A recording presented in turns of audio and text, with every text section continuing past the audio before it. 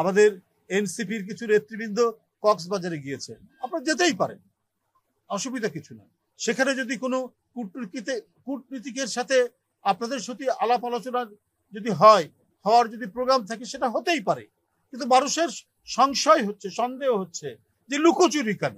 আমি মনে করি যে এর মধ্যে এদেশের বিপুল সংখ্যাগরিষ্ঠ মানুষের, আমি বলব জনগণের আকাঙ্ক্ষার অনেকখানি প্রতিফলন আছে, তারা যেটা আকাঙ্ক্ষা করছে এবং যে সেন্টিমেন্ট, সেই সেন্টিমেন্টের আমি বলবো যে প্রায় অধিকাংশই এর মধ্যে প্রতিধ্বনিত হচ্ছে। অল্প কিছু তো সেটা থাকতেই পারে, কিন্তু ঢালাওভাবে কোনো আমি মনে করি কারো দিক থেকেই কোনো মন্তব্য করা উচিত না। কারণ আমরা যেটা দেখেছি, গণতন্ত্রের যে মূল স্পিরিট, যে চেতনা, সেটা এই যে সনদ, সেই সনদের মধ্যে অনেকটি প্রতিফলিত। আমি অন্তর্বর্তীকালীন সরকারের প্রধান ডক্টর মোহাম্মদ ইউনূস সাহেবকে আমি ধন্যবাদ জানাই যে জনগণের দাবি, মানুষের আকাঙ্ক্ষা, সেই আকাঙ্ক্ষাকে তিনি ধারণ করে তিনি রমজানের পূর্বেই নির্বাচন ঘোষণা করেছেন। আমি মনে করি তিনি শুধু রাজনৈতিক দল নয়, জন আকাঙ্ক্ষার প্রতি শ্রদ্ধা জানিয়ে তিনি এই ঘোষণাটা দিয়েছেন। এবং আজকে আমরা যেটা খবরের কাগজে দেখেছি, নির্বাচন কমিশনকে প্রধান উপদেষ্টার কার্যালয় থেকে চিঠিও দেওয়া হয়েছে যে অতি শীঘ্র শিডিউল ঘোষণা করা এবং নির্বাচনী কাজকর্ম শুরু করা। আমরা মনে করি যে অন্তর্বর্তীকালীন সরকার একটি নিরপেক্ষ সরকার, একটি গণতন্ত্র উত্তরণের জন্য একটি প্রস্তুতিমূলক সরকার, বিপ্লবী সরকার, এবং এই সরকার সমস্ত জন আকাঙ্ক্ষাকে ধারণ করবেন, এটাই হচ্ছে মূল কথা, এটাই মোদ্দা কথা। সেই কাজটি তিনি এখানে করেছেন, আমরা তার প্রতি শ্রদ্ধা জ্ঞাপন করছি এবং আমরা আশা করি এদেশের মানুষ অনেক দিন, প্রায় 16-17 বছর একটা অবাধ সুষ্ঠু নির্বাচনে যে ভোট দেবে, সেই ভোট তারা দিতে পারেনি। আজকে যাদের বয়স 30-32 বছর, তারাও ভোট দিতে পারেনি প্রায় 16 বছর। এমন এক ভয়াবহ দৈত্য দাবানল, মানে দৈত্যের যে অপকর্ম তৈরি হয়েছিল, এই অপকর্মে মানুষের সমস্ত সুকৃতি, মানুষের সমস্ত ভালো কাজ, এদেশের মানুষের সজ্জন মানুষরা তাদের নিরাপদে বসবাস করা, সেটা একেবারে ভুলে যেতে বসেছে। আজকে ছাত্র জনতার এই অভূতপূর্ব গণ অভ্যুত্থানে ওই স্বৈরাচারের বিদায় হওয়া, ফ্যাসিবাদের বিদায় হওয়ার পর সেই সম্ভাবনাটুকু তৈরি হয়েছে এবং অন্তর্বর্তীকালীন সরকারের প্রতি জনগণের বিশ্বাসও সেই কারণেই রাখা হয়েছে। তারা যেটা করবে, একটা স্ফটিক স্বচ্ছ নির্বাচন, সেই নির্বাচন অনুষ্ঠিত হবে। আমরা মনে করি এই অন্তর্বর্তীকালীন সরকারের কাছ থেকে আমরা পাবো। তারা যতদিন ক্ষমতায় আছেন, ততদিন এই দেশে সুশাসন নিশ্চিত থাকবে।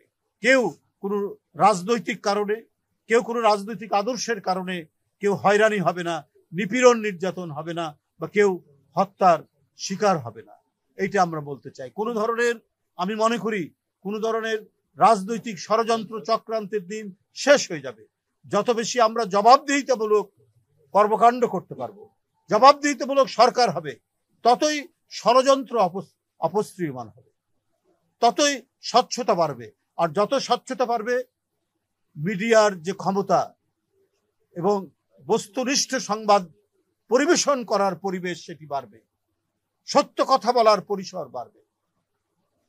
তাই আমি বলি, আমাদেরকে সেই দিকে যেতে হবে। আমাদের এনসিপির কিছু নেতৃবৃন্দ কক্সবাজারে গিয়েছেন, আপনারা যেতেই পারেন, অসুবিধা কিছু না।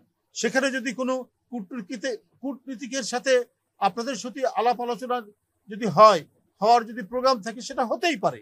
কিন্তু মানুষের সংশয় হচ্ছে, সন্দেহ হচ্ছে যে লুকোচুরি কেন। আজকে কি বলে যে এই হোটেলে আছি, তারপরের দিন আবার কিছু সংবাদপত্র কিছু কথা উঠলো, তারপরের দিন আবার হোটেল পরিবর্তন করা, আবার আরেক জায়গা হয়। এইটাই মানুষ সন্দেহ করে। এটা করবেন কেন? আপনারা তো এই যে গণ অভ্যুত্থান, সেই গণ অভ্যুত্থানে আপনারা তো নেতৃত্ব দিয়েছেন, আপনারা সেখানে অংশগ্রহণ করেছেন। জনগণ চায় এই যারা গণতন্ত্র ফেরানোর আন্দোলনে যারা কাজ করেছে, তাদের প্রত্যেকটি ক্ষেত্রে স্বচ্ছতা থাকবে। কিন্তু আজকে জনমনে আপনারা কেন সুযোগ তৈরি করে দিচ্ছেন? কেন আপনাদের নিয়ে বিভিন্ন কথা উঠছে? আপনারা যে কোনো কাজেই যেতে পারেন, যে কারোর সাথে সাক্ষাৎ করতে পারেন, সভা করতে পারেন, ওটা প্রকাশ্য জানিয়ে দিন। সেটা আপনারা মিডিয়াকে বলেন, তাহলে তার কোনো প্রশ্ন আসে না। তো এই লুকোচুরি করলে তো মানুষ নানা ষড়যন্ত্র খুঁজবে, মানুষ নানা ধরনের এখান থেকে নানা কাহিনী রচিত হবে। এইটা হওয়া উচিত না। আমরা সামনের দিন এমন একটি শাসন আমরা দেখতে চাই, যে শাসন হবে সত্যিকারের জনগণের শাসন। কারণ যারা রাষ্ট্র ক্ষমতায় থাকবেন তাদের প্রতিটি পদে পদে জবাবদিহিতে থাকতে হবে জনগণের কাছে। আজকে যদি জবাবদিহিতা থাকতো, আজকে যদি প্রত্যেকটি ডিপার্টমেন্ট তার ভিতরে ত্রুটি বিচ্যুতি যদি জানাতে পারত, তাহলে আজকে মাইলস্টোনে যে বিয়োগান্তক ঘটনা হয়েছে এই ঘটনা ঘটতো না। বিমানের কি ত্রুটি রয়েছে, যুদ্ধ বিমান কত সালের বিমান, সেখানে কোনো সমস্যা আছে কিনা, এগুলো বিষয়ে আপনার যদি একটা স্বচ্ছ ধারণা মানুষের থাকতো, তাহলে মানুষের কাছ থেকেই দাবি আসতো যে এই সমস্ত বিমানগুলি আর কার্যকর রাখার দরকার নেই। কিন্তু সবকিছু গোপনীয় রাখা, সবকিছু মানুষের অন্তরাল থেকে লুকিয়ে রাখা এবং জবাবদিহিতা না থাকা, এই কারণেই আজকে দুর্ঘটনা ঘটছে। আজকে নানা ধরনের কি বলে যে গুজব তৈরি হচ্ছে এবং মানে বিভিন্ন জনবিরোধী কর্মকাণ্ড এমনিতেই স্বয়ংক্রিয়ভাবেই ঘটে গেছে। আপনাদেরকে আমরা জানিয়ে রাখি, গতকাল আমাদের একটি ঐতিহাসিক বিজয় মিছিল হয়েছে এবং এটিতে মানুষের কিছু জনদুর্ভোগ হয়েছে যাতায়াত। এটা সবাই বলেছেন, আমাদের ভারপ্রাপ্ত চেয়ারম্যান সাথে সাথেই নির্দেশ দিয়েছেন এই জন্য দুঃখ প্রকাশ করার জন্য জনগণের কাছে। আমরা মিছিল শেষেই আমরা স্টেটমেন্ট দিয়েছি দুঃখ প্রকাশ করার জন্য, কারণ আমরা জানি কিছুটা হলেও জনদুর্ভোগ হয়েছে মানুষের মধ্যে। সুতরাং এর জন্য দুঃখ প্রকাশ করা এটা জবাবদিহিতার একটি অংশ, যেটা সাথে সাথেই আমাদের ভারপ্রাপ্ত চেয়ারম্যান আমাদেরকে জানিয়েছেন যে এক্ষুনি আপনারা গণমাধ্যমে দুঃখ প্রকাশের একটা বিবৃতি দিন।